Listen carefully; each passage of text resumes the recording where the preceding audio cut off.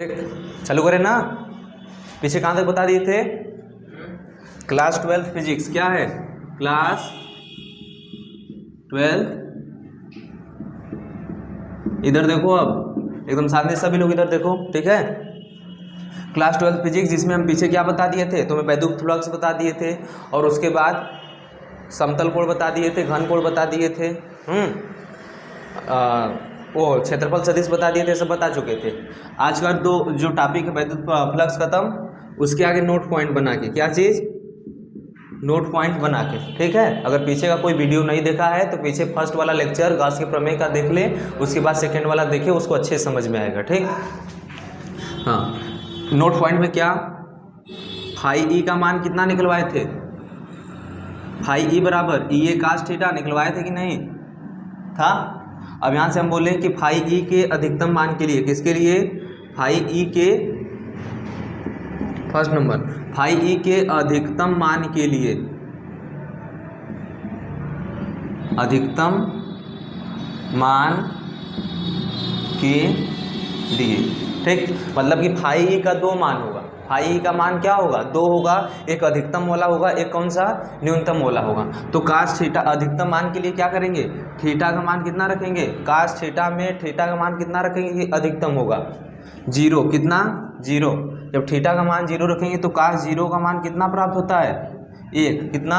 1। जब 1 प्राप्त होगा तो यहाँ से फाई ई बराबर क्या हो जाएगा? फाई ई, या फिर इसे क्या बोलते हैं? फाई मैक्स बोलते हैं। क्या बोलते हैं? फाई मैक्स, मतलब फाई अधिकतम। फाई मैक्स बराबर कितना हो गया? ई ए। समझ में आया? आया कि नहीं?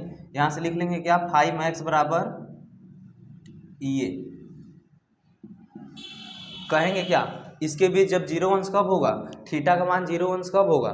ये जो कास थीटा था ई ए में, फाई बराबर ये कास थीटा था, थीटा ई व ए के बीच बना कोण था, बताए थे ना। थीटा क्या था? जैसे ये तुम्हारा वैद्युत क्षेत्र हो गया, ये क्या हो गया? कोई वैद्युत क्षेत्र हो गया और इसमें एक तल रखे थे इस तरह से, इस तरह से तल रखे थे। तल क्या है? मान लो वैद्युत क्षेत्र है, इस तरह से तुम्हारा वैद्युत क्षेत्र है और तल क्या है? इसके लंबवत है, ऐसे ये कोई तल है, अब इस तरह से रखा है, इस तरह से, ठीक। तो जब वैद्युत क्षेत्र के लंबवत तल रहेगा तो उस समय क्या प्राप्त होगा? ई ए। क्या प्राप्त होगा? ई ए, क्योंकि इसका एरिया वेक्टर किधर होगा? एरिया वेक्टर इधर ही होगा ना। एरिया वेक्टर ए हो गया और ये क्या हो गया? वैद्युत क्षेत्र हो गया, ठीक। हम बोले थे किसी भी तल का एरिया वेक्टर उसके लंबवत बाहर की ओर होता है। किधर? मान लो कि इसको तल लेंगे तो एरिया वेक्टर किधर होगा? इधर, इस तरह से ये वाला होगा। अगर मान लो इस तरह से लेनी है तो एरिया वेक्टर इधर, इस वाले को ले लिए तो एरिया वेक्टर इधर, इस वाले को ले लिए तो एरिया वेक्टर इधर, इस वाले को ले लिए तो एरिया वेक्टर इधर। अब उसी को बोले क्या कि जब वैद्युत क्षेत्र का दिशा एरिया वेक्टर के समान हो, दोनों सेम सेम है ना, इधर भी एरिया वेक्टर है, उधर ही क्या है? वैद्युत क्षेत्र है, तो दोनों के बीच बना कोण कितना होगा? थीटा का मान 0 अंश होगा ना। थीटा का मान कितना होगा? 0 अंश, ठीक। उसको डाउन करके आओ थोड़ा सा।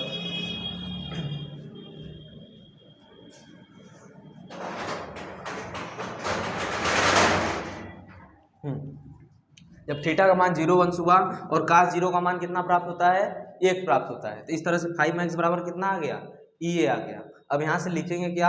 अतः जब किसी वैद्युत क्षेत्र में, इसमें जब किसी वैद्युत क्षेत्र में कोई तल क्षेत्र के अभिलंबवत रखा हो, कैसे रखा हो? क्षेत्र के अभिलंबवत रखा हो, तो उस समय गुजरने वाला वैद्युत फ्लक्स अधिकतम होता है, ठीक है। यहाँ पर क्या लिख लेंगे? अतः जब किसी वैद्युत क्षेत्र में कोई पृष्ठ या फिर कोई काल्पनिक पृष्ठ क्षेत्र के अभिलंबवत रखा हो तो उस समय पृष्ठ से गुजरने वाला वैद्युत फ्लक्स अधिकतम होता है। यहाँ से भी अगर कोई लिख रहा है तो हम फिर से रिपीट कर दे रहे हैं, उसको लिख ले, पढ़ रहे हैं तो।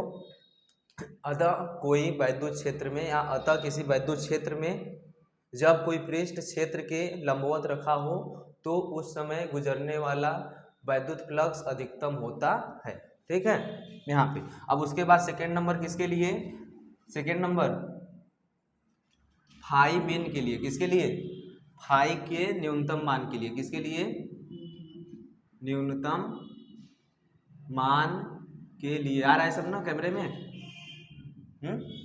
मतलब कि फाई ई बराबर क्या? ये कास थीटा, तो थीटा का मान यहाँ पर कितना रखेंगे? 90 अंश। कितना रखेंगे? 90 अंश, क्योंकि कास 90 का मान कितना प्राप्त होता है? जीरो, जीरो होता है ना। जब थीटा का मान जीरो रखिए तो यहाँ पर फाई मीन बराबर क्या आ गया, जीरो। ए काश जीरो, अरे काश 90 ये आ गया, काश 90, और काश 90 का मान कितना प्राप्त होता है, फाइव मीन बराबर क्या हो गया, यहाँ पे जीरो प्राप्त हो गया।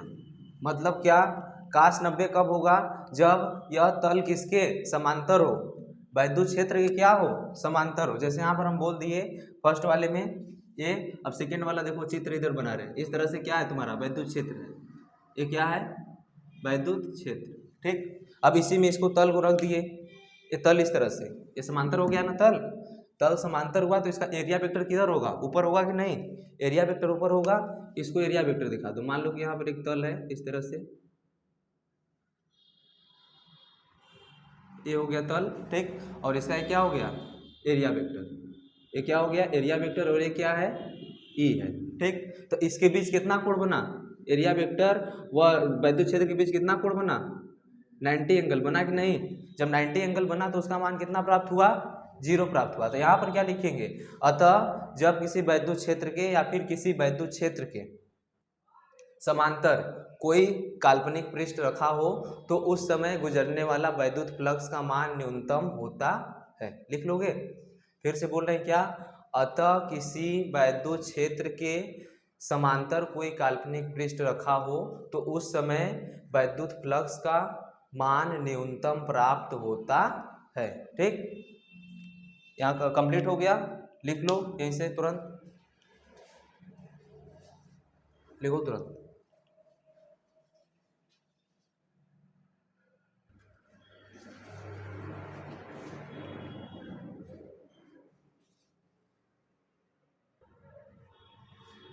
देखो फिर से समझ लो एक बार, यहाँ पर क्या बताए, फाई कल तो मैं बता दिए थे, फाई ई किसे कहते हैं वैद्युत फ्लक्स। उसके बाद हम बोले थे एरिया वेक्टर, किसी तल का एरिया वेक्टर किधर होता है, इधर होता है, इस तरह से। मान लो इसको तल को ले रहे हैं तो एरिया वेक्टर किधर होगा, इधर होगा। इस तल को लेंगे तो एरिया वेक्टर किधर हो जाएगा, हमारे मुंह की ओर, ठीक है। मान लो इधर ले लिए तो एरिया वेक्टर किधर हो गया, इधर। इस वाले तल को लिए तो एरिया वेक्टर किधर हो गया, इधर। तो उसी ए व ई के बीच का कोण लिखते हैं, ठीक। तो जब वैद्युत क्षेत्र मान लो दिशा इस तरह से है तो एरिया, जब इसको तल को रखेंगे तो लंबवत हुआ कि नहीं, वैद्युत क्षेत्र इस तरह से, और तल क्या हो गया लंबवत हुआ। जब तल लंबवत होगा तो उसका एरिया वेक्टर भी किधर होगा, वैद्युत क्षेत्र की दिशा में होगा कि नहीं। जब वैद्युत क्षेत्र की दिशा में हुआ तो थीटा का मान कितना रखें, जीरो रखें। जब जीरो रखें तो वही काश जीरो का मान कितना होता है, 1 होता है, इसलिए 5 मैक्स का मान कितना प्राप्त हुआ, ये। तो इसी को बोले क्या कि जब कोई तल को किस में रखें, वैद्युत क्षेत्र के लंबवत रखें तो उस समय गुजरने वाला फ्लक्स क्या होता है, अधिकतम होता है, 5 मैक्स, ठीक है। उसके बाद देखो सेकेंड नंबर में क्या किए कि जब किसी वैद्युत क्षेत्र के अंदर तल को इस तरह से रखे, समांतर रखे, जब समांतर रखे तो उसका एरिया वेक्टर किधर होगा, ऊपर की ओर। जब एरिया वेक्टर ऊपर हो गया और वैद्युत क्षेत्र इधर है तो उसके बीच का बना कोण कितना होगा, 90 अंश। जब 90 अंश हो गया तो इसीलिए उसका मान कितना प्राप्त हुआ, काश 90 का मान जीरो, फाइव मीन का मान कितना हो गया, जीरो हो गया। उसी को लिखवाए हैं अतः करके, ठीक है। मिटा दें,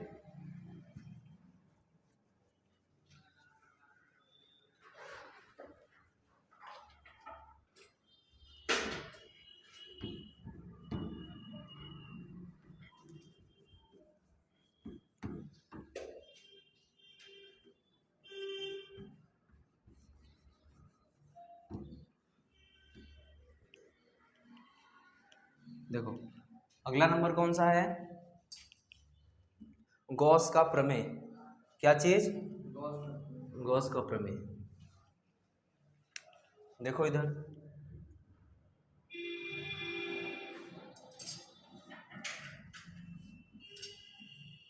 गॉस का प्रमेय या फिर इसी को क्या कहते हैं, गॉस का नियम। क्या कहते हैं, गॉस का प्रमेय या गॉस का नियम। अब ये मत कंफ्यूज होना कि गॉस का नियम अलग होता है और प्रमेय अलग होता है, दोनों एक ही बात है ना, समझो।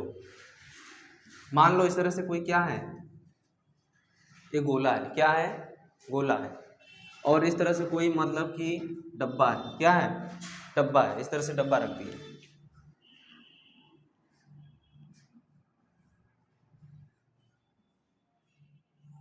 ये क्या हो गया, घन हो गया। मान लो क्या है, घन है। इसमें क्यू आवेश है, कौन सा आवेश, क्यू आवेश। इसमें भी कौन सा आवेश, क्यू आवेश, ठीक। या फिर कोई अदर आवेश है, इसमें मान लो Q आवेश है, इसमें कोई अलग आवेश है या फिर बहुत ज़्यादा आवेश है, ठीक। तो इस पृष्ठ से ये जब आवेश निकलेगा, क्या आवेश निकलेगा, उसी के बारे में कौन बताया था, गॉस बताए थे। कौन?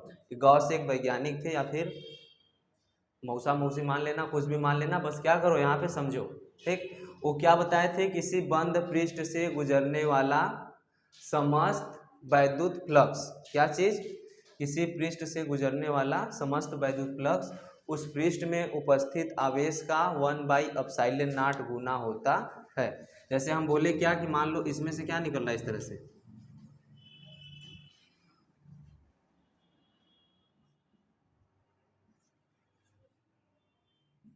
ठीक, इसका क्या है, आवेश है Q। अबे बंद पृष्ठ का मतलब समझो, बंद पृष्ठ का मतलब क्या कि ये पृष्ठ पूरा बंद रहेगा। कैसा रहेगा, पृष्ठ पूरा बंद रहेगा। जब पृष्ठ बंद हो गया तो ये भी बंद रहेगा, ये भी क्या है, बंद डब्बा है, बंद डब्बा है। डब्बा कभी खुला नहीं रहेगा, पृष्ठ कभी भी खुला नहीं रहेगा। जो नियम बताए थे गॉस किसके लिए बताए थे, बंद पृष्ठ के लिए। किसके लिए, बंद पृष्ठ के लिए। किसी बंद पृष्ठ में उपस्थित किसी बंद पृष्ठ से गुजरने वाला समस्त वैद्युत फ्लक्स, ठीक, उसका नाम क्या दे दिए, फाई।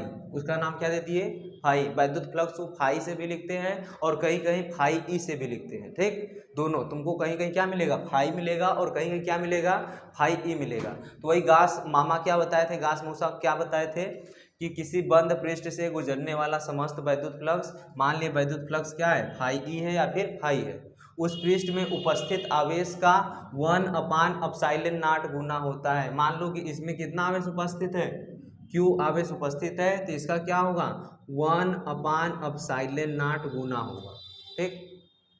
किसी, फिर से सुन लो एक बार, गॉस के प्रमेय के अनुसार या गॉस के नियम के अनुसार किसी बंद पृष्ठ में किसी बंद पृष्ठ से गुजरने वाला समस्त वैद्युत फ्लक्स उस पृष्ठ में उपस्थित आवेश का 1/ε0 गुना होता है। समझ गए? इसी को लिखना है क्या, किसमें, गॉस के प्रमेय में, Q/ε0, ठीक। यही क्या है, गॉस का प्रमेय है। समझ में आई बात? ठीक है, लिख लो तुरंत। जो बोले हैं उसको क्या करना, यूट्यूब से भी देख के वहाँ से लिख लेना, नहीं तो फिर से हम रिपीट कर देंगे, उसको लिख लेना, ठीक है। लिखो, हेडिंग डालो, गॉस का प्रमेय,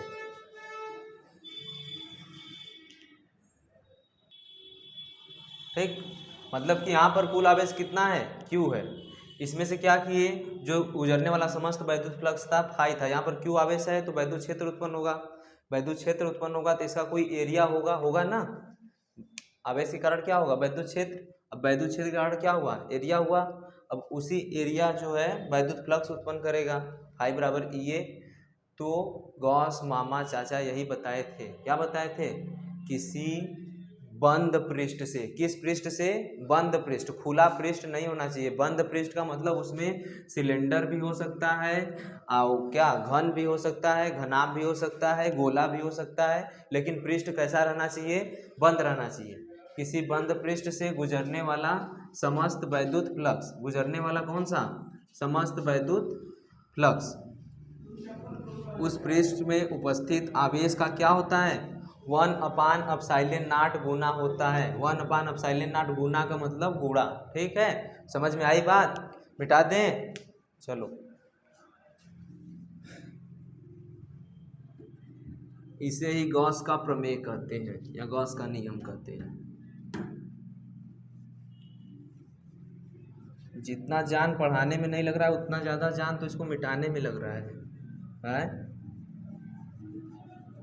अब बराते का पूड़ी खवाएगा तब न मिटेगा।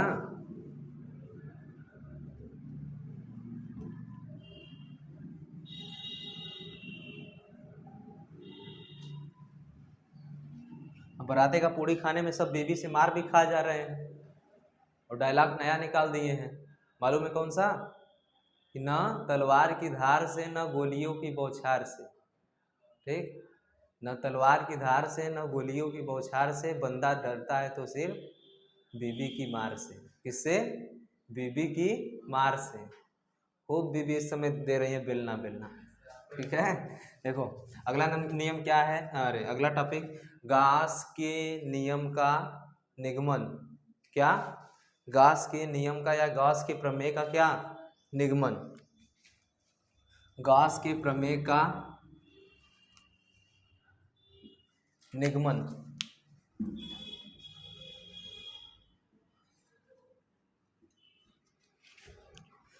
जान लग जा रहा है मिटाने में एकदम, इसीलिए बोल रहे हैं कि शादी ब्याह के चक्कर में मत पड़ो, ठीक है? ये तो क्या किए जाओगे, लतियाए जाओगे। क्या किए जाओगे? हाँ देखो इधर, अब देखो एक ले लो गोला। क्या ले लो? प्यार मोहब्बत वाला गोला। कौन सा गोला? ये प्यार मोहब्बत का गोला है। इसमें एक बंदा भी आएगा, एक बंदी भी आएगी। दोनों क्या करेंगे? अपने प्यार मोहब्बत का इजहार करेंगे। अब देखो यहाँ पर मान लो कि इसमें कितना आवेश, क्यू आवेश है। कौन सा आवेश है? क्यू आवेश। ठीक, अगर हम यहाँ से बोले गोला का मतलब गेंद, गोला का मतलब गेंद। अब वृत्त मत जानना उसको, क्या है? गेंद है। जब गेंद ले लिए तो उसका देखो मान लो कि ये त्रिज्या क्या है? आर है। गेंद की जो त्रिज्या है क्या है? आर। ठीक, त्रिज्या दे दो आर, ये त्रिज्या हो गया। इधर देखो, अब पहले देखो नहीं तो लतिया देंगे जो लिख रहे हो। ये क्या हो गया? त्रिज्या हो गया। इधर भी त्रिज्या आर होगा, इधर भी त्रिज्या आर होगा, इधर भी त्रिज्या आर होगा। मतलब किसी भी बिंदु पर त्रिज्या सेम होगा ना, त्रिज्या नहीं ना बदलेगा। अब बोल दो कि सर जी त्रिज्या यहाँ पे 2r होगा, ऐसा हो सकता है? नहीं ना, नहीं तो लतिया देंगे। क्या करेंगे? लतिया देंगे। मान लो कि तुमसे यहाँ पर हम पूछ दिए क्या चीज़, कि इसका क्षेत्रफल सदिश बताओ इस तल का। एक गोला ले लिए इस तरह से, ये देखो मान लो कि गोला है, इसका क्षेत्रफल सदिश पूछे तो इसके बाहर होगा कि नहीं? यही ना होगा क्षेत्रफल सदिश। हम क्षेत्रफल सदिश बताते हैं कि तल के लंबवत बाहर की ओर होता है। ये तल हो गया, तल के लंबवत किधर होगा? बाहर। तो मान लो जब इधर ले रहे हो तो इसका क्षेत्रफल सदिश किधर होगा? बाहर की ओर होगा। बाहर की ओर होगा कि नहीं? ये क्या हो गया? एरिया वेक्टर इस तल के लिए। किसके लिए? इस तल के लिए। और ये कौन सा आवेश है? प्लस आवेश। कौन सा आवेश? प्लस आवेश लिए हैं। तो प्लस आवेश से निकलकर वैद्युत क्षेत्र की दिशा, वैद्युत बल रेखाएं किधर जाती हैं? अनंत की ओर जाती हैं कि नहीं? वैद्युत बल रेखाओं में एक गुण लिखवाए थे कि प्लस आवेश से निकलकर वैद्युत बल रेखाएं अनंत की ओर जाती हैं। तो इससे अनंत की ओर जाएंगी। और वैद्युत बल रेखाएं किसकी दिशा बताता है? वैद्युत क्षेत्र की दिशा को बताता है। वैद्युत बल रेखाएं किसकी दिशा को प्रदर्शित करता है? वैद्युत क्षेत्र की दिशा को प्रदर्शित करता है। ये भी लिखवाए थे। तो जो एरिया वेक्टर हो गया इधर, और इसका वैद्युत क्षेत्र का भी दिशा क्या हो गया? इधर। दोनों का डायरेक्शन सेम होगा। मान लो इस बिंदु पर निकाल रहे हैं, तो इस बिंदु पर भी क्या होगा? इसका तल हो गया इस तरह से, ये तल हो गया। जब तल लिए तो इसका एरिया वेक्टर किधर होगा? इधर होगा। हो गया। और इधर ही क्या होगा? वैद्युत क्षेत्र का भी दिशा होगा। होगा कि नहीं? क्योंकि इससे जैसे प्लस आवेश है, प्लस आवेश हो गया तो इससे निकलकर वैद्युत बल रेखाएं किधर जाती हैं? अनंत की ओर जाती हैं। किसी भी बिंदु पर निकालें इस तरह से जाएंगे कि नहीं जाएंगे? तो इसी पर निकाले तो क्या हुआ? अनंत की ओर। इधर अगर इस बिंदु पर मान निकाल दो तो क्या हो गया? ई होगा इधर। तो एरिया वेक्टर भी क्या होगा? इधर होगा कि नहीं? जब भी तल लेंगे तो तल के लंबवत एरिया वेक्टर होगा। तो इनके बीच का जो थीटा कोण बना कितना बना? 0 अंश बना कि नहीं? इसके बीच थीटा कोण कितना बना? 0 अंश। इसके बीच थीटा कोण कितना बना? ये भी ई है और ये क्या है? ए है ना? इसके बीच भी थीटा कोण कितना बना? 0। मतलब कि गोले के किसी भी बिंदु पर ले ई व ए के बीच कोण कितना बनेगा? 0 बनेगा। कितना बनेगा? 0। समझ में आई बात? अब इसमें तुम्हें किसी एक को लेकर के दिखा देना, या तो इसको दिखा देना, या तो इसको दिखा देना, या तो इसको दिखा देना। हम तुमको काहे लिए बताए हैं? समझाने के लिए, समझाने के लिए बताए। मान लो इस पर निकालें तो एरिया वेक्टर किधर होगा? ये तल हो गया, तल खींच दिए। एरिया वेक्टर किधर? इधर। और इधर ही क्या होगा? वैद्युत क्षेत्र होगा कि नहीं? बाहर की ओर। ठीक, यहाँ पर भी थीटा कितना होगा? 0 होगा। तो किसी एक चित्र को लेकर के बनाना यहाँ पे, इसको हम क्या कर रहे हैं? मिटा रहे हैं। क्या कर रहे हैं? मिटा रहे हैं। देखो अब इधर समझ लो पहले, तब लिखना। एक भी नहीं लिखना है, नहीं तो लतिया देंगे।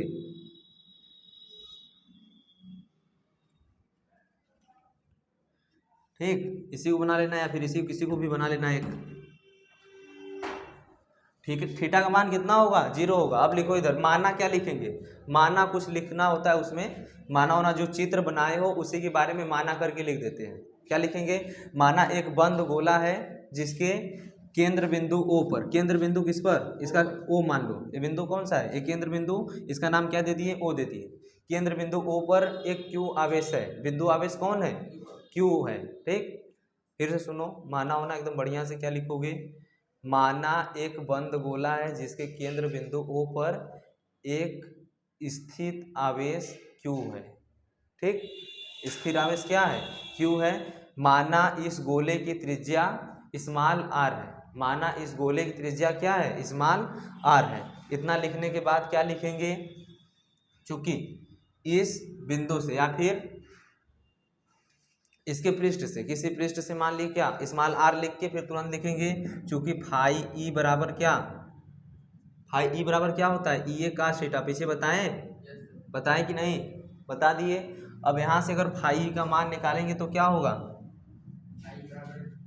फाई का मान क्या होगा, यहाँ से 0 होगा कि नहीं। यहाँ पे का ई ए cos 0, cos 0, जब cos 0 का मान लिखेंगे तो यहाँ पर फाई बराबर क्या होगा, ये होगा ना। माना होना लिख लिए, उसके बाद ये लिखोगे। अब लिखोगे क्या, किसी बिंदु आवेश के कारण, किसके कारण, किसी बिंदु आवेश के कारण उत्पन्न वैद्युत क्षेत्र, आवेश के कारण, इधर समझो, उत्पन्न वैद्युत क्षेत्र। पीछे सूत्र बता चुके हैं, किसी बिंदु आवेश के कारण उत्पन्न वैद्युत क्षेत्र का सूत्र क्या होता है, बताओ। किसी बिंदु आवेश के कारण उत्पन्न वैद्युत क्षेत्र E बराबर 1/4 pi epsilon not Q by R square. ठीक है, तो मान लीजिए कि इसके द्वारा इस बिंदु पर उत्पन्न वैद्युत क्षेत्र कितना है, इतना है, जो कि हम पीछे सिद्ध कर चुके हैं। क्या कर चुके हैं, सिद्ध कर चुके हैं। अब यहाँ से E का मान समीकरण किस में रख दो, 1 में, या इसको मान लो समीकरण नंबर 2। ठीक, तो लिखेंगे क्या, समीकरण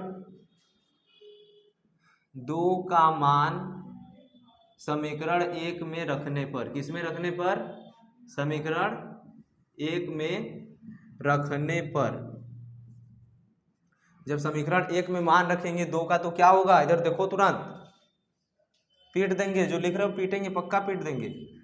यहाँ से फाई ई का मान निकालेंगे तो क्या हो जाएगा, ई का मान रखेंगे 1/4 पाई एप्सिलॉन नॉट, रखेंगे कि नहीं, 1/4 pi epsilon not Q by R square. कोई दिक्कत, नहीं दिक्कत। अब उसके बाद ई ए क्या है, इसका क्षेत्रफल है, और गोले का क्षेत्रफल कितना होता है, 4 पाई स्क्वायर। यहाँ पर साइड में ना समझ में आए तो क्या लिख लेंगे, 4 पाई R स्क्वायर। कोई दिक्कत ना, साइड में लिख लेंगे, चूंकि गोले का क्षेत्रफल क्या होता है, 4 पाई R स्क्वायर होता है। ये सब आ रहा है कैमरे में ना, ऊपर देख लो अच्छे से, ये सब टोटली। ठीक, अब यहाँ से अगर मान लो कि काट दिए किसको, R स्क्वायर से R स्क्वायर, 4 पाई से 4 पाई, कट गया कि नहीं। क्या बचा, फाई बराबर क्या आया, 1 by epsilon not into Q, आया कि नहीं आया।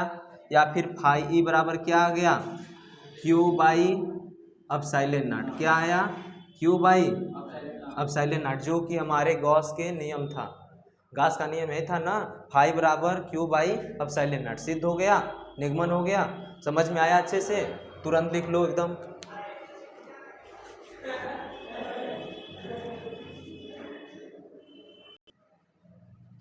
ठीक, लिख लो चित्र वाला इसमें, माना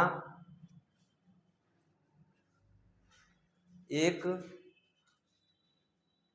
बंद गोला, माना एक बंद गोला के मध्य बिंदु O पर, के मध्य बिंदु O पर एक स्थिर आवेश Q है।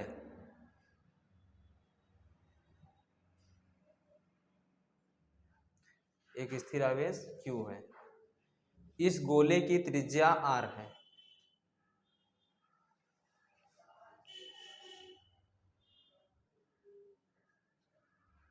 ठीक, उतना लिख लिए। अब उसके बाद यहाँ पर क्या लिख लेंगे, गोले से निकलने वाला समस्त वैद्युत फ्लक्स, गोले से निकलने वाला समस्त वैद्युत फ्लक्स, ऊपर लिखेंगे इस लाइन पर।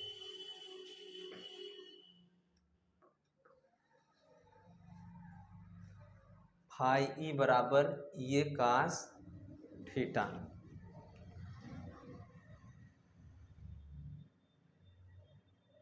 और काश थीटा का मान 0 अंश कैसे आया समझा दिए हैं, अच्छे से समझ में आया ना। थीटा का मान 0 अंश, वही 0 अंश रखे तो फाई बराबर कितना प्राप्त हो गया, ये। अब उसके बाद किसी बिंदु आवेश के कारण उत्पन्न वैद्युत क्षेत्र E बराबर 1/4 pi epsilon not Q by R square, समीकरण नंबर 2, समीकरण नंबर 1। ठीक, अब उसी समीकरण नंबर 2 का मान उठा के किस में रख दिए, समीकरण नंबर 1 में रख दिए, तो क्या प्राप्त हुआ, फाई बराबर 1/4 pi epsilon not 4 pi R square. अब ये 4 पाई आर स्क्वायर कहाँ से आया, ये गोले का क्षेत्रफल होता है, गोले का क्षेत्रफल कितना होता है 4 पाई आर स्क्वायर, वही ए की जगह पर क्या रख दिए 4 पाई आर स्क्वायर। अब 4 पाई से 4 पाई कट गया, ठीक, आर स्क्वायर से आर स्क्वायर कट गया, बचा क्या, फाई बराबर 1/एप्सिलॉन नॉट इंटू क्यू, जिसको लिख सकते हैं फाई बराबर क्यू बाई एप्सिलॉन नॉट। और इसके नीचे क्या लिख देंगे, अतः यही गॉस का प्रमेय है, या फिर अतः गॉस के प्रमेय का निगमन होता है। समझ में आई बात, आया ना। तो आज के लिए क्या करते हैं, इतना ही, बाकी कल नेक्स्ट। धन्यवाद।